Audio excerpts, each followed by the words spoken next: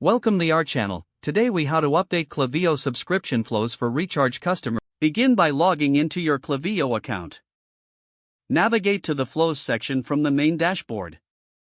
Search for the subscription flow you'd like to update. Click on the flow to open the flow editor. Review the existing trigger settings at the top of the flow.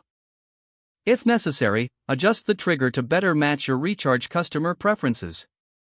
Next, look over the current emails included in the flow.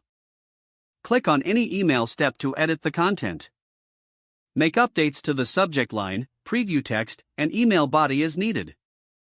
Ensure that the messaging aligns with your brand voice and offers value to subscription customers. Then, check the timing of each email in the flow. Adjust the delays between emails to optimize customer engagement.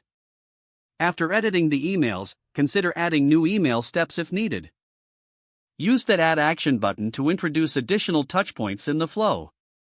Remember to incorporate relevant personalization tags for improved customer experience. Once you have completed your changes, click on the Review button.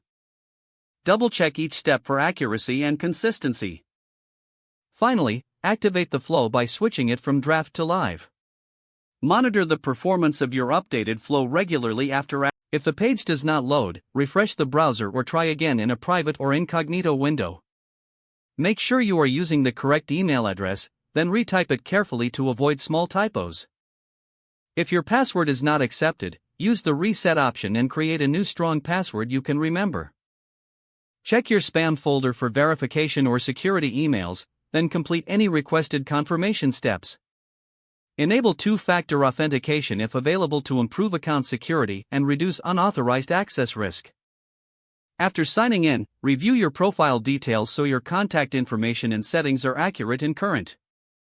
If you see an error message, note it down and try again after restarting your device and internet connection.